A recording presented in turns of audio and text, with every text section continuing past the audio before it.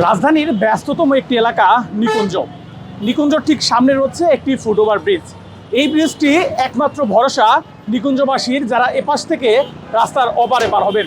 এই ব্রিজটি কিছুদিন আগে একটি লরির ধাক্কায় বেশ কিছুটা ক্ষতিগ্রস্ত হয়। তারপরে বেশ কিছুদিন এই ব্রিজটি বন্ধ ছিল, এই ফুটওভার ব্রিজের কাজ চলেছিল। তবে কেমন কাজ চলেছে তা আপনারা নিজ চোখেই দেখতে পারবেন, কারণ এই ব্রিজে এখনো যে বেহাল অবস্থা, সেই বেহাল অবস্থার কথা বলছেন এখানকার যারা এলাকাবাসী রয়েছেন তারা। আমি একটু নার্ভাস ছিলাম এখান থেকে আসার সময়, কারণ এটার উপর উঠলে অনেক নড়াচড়া করে, তো হাঁটতে একটু ভয়ই লাগে, আতঙ্ক থাকে। আমাদের দেশে যতক্ষণ পর্যন্ত মানুষ না মারা যায় ততক্ষণ পর্যন্ত কোনো একটা বিষয়, কোনো একটা ঘটনা যদি ঘটে তাহলে সেটা কিন্তু সরকার প্রয়োজনীয় ব্যবস্থা গ্রহণ করে না। আমাদের এই যে ব্রিজটা দেখতে পাচ্ছেন, এই ব্রিজটার সংস্কারের দাবিতে আমরা 1 বছর আগে আন্দোলন সংগ্রাম করেছিলাম। এর পরিপ্রেক্ষিতে তারা একটা লোক দেখানোর সংস্কার করেছিল।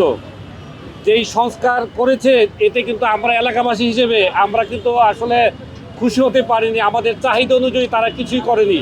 রূপায়ণ lake castle, welcome to the land of piece. আমাদের ব্রিজ থেকে এয়ারপোর্টের সীমানা দূরত্ব কতটুকু? 50 গজ। এই একটা 5 স্টার হোটেল, এটা দূরত্ব কতটুকু? 10 গজ। পাশে একটা মেডিকেল কলেজ আছে। এত জনগুরুত্বপূর্ণ জায়গাতে এরকম একটা ঝুঁকিপূর্ণ ব্রিজ থাকা সত্ত্বেও আমাদের কেন বারবার আন্দোলনে যেতে হবে? আমাদের কেন বারবার দাবি তুলতে হবে? তাহলে সরকারের সংশ্লিষ্ট যে বিভাগ আছে তাদের দায়িত্বটা কি? তুলনায় ব্রিজটা ছোট হয়ে গেছে।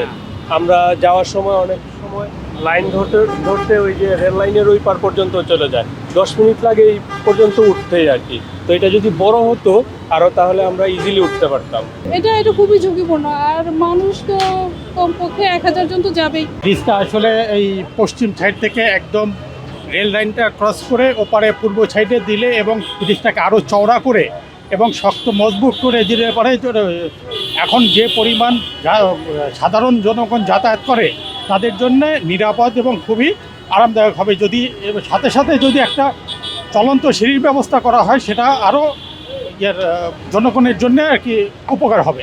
সমস্যা হচ্ছে এটা আনস্টেবল অনেকটা, যেটা হচ্ছে আপনার মানে সেফ না, অ্যান্ড হচ্ছে এটা রিকভারিটি করাটা জরুরি। আসলে এটা ভয়ের বিষয়, কারণ পাটাতনটা যেখানে পা রাখা হয় সেখানে দেখা যাচ্ছে টপ টপ শব্দ করে ওখানে ডেবে যাচ্ছে।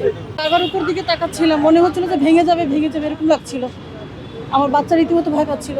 এই ব্রিজটা এতটাই খারাপ অবস্থা, এটা যদি খুব দ্রুত মেরামত করা হয় তাহলে হয় মানুষের জন্য একটু ভালো হবে আর কি। রেলগেট, তারপরে এয়ারপোর্টের যত যাত্রী আছে, এখানে এয়ারপোর্টে যারা চাকরি করে, অনেক লোক চাকরি করে এয়ারপোর্টে। আমাদের এখানে ওভারব্রিজ নাই, এটা কোনো গুরুত্ব নাই, অনেক দিন থেকে এটার গুরুত্ব নাই। এখান দিয়ে আমরা এই যে মেরিডিয়ান দিয়ে যাতায়াত করা, যে এটা ছোটো একটা ফ্লাইওভার, এটার কাজ করে না। মানুষ আসলে কোথায় দুর্ভোগ, কোথায় কি সমস্যা, এটা আসলে কেউ আসলে বুঝতেছে না। এটা গুরুত্বপূর্ণ। সকাল 7টার দিকে এসে বুঝবেন যে কত লোক এই সিরিয়ালে থাকে।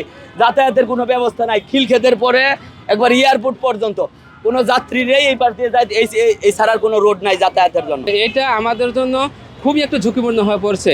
আমরা এটা চাচ্ছি, জোর দাবি জানাচ্ছি যে এটা না আমাদের জিনিসটা অতি তাড়াতাড়ি যেন নতুন করে সংস্কার করা হয় এবং নতুন করে করা হয় এবং আরও চওড়াভাবে বড়োভাবে করা হয়। কারণ এখানে প্রতিদিন আমরা ছোটো ছোটো বাচ্চা নিয়ে একজন উঠতে গেলে পারে আর একজন ধাক্কা দিয়ে আমরা পড়ে যাচ্ছি।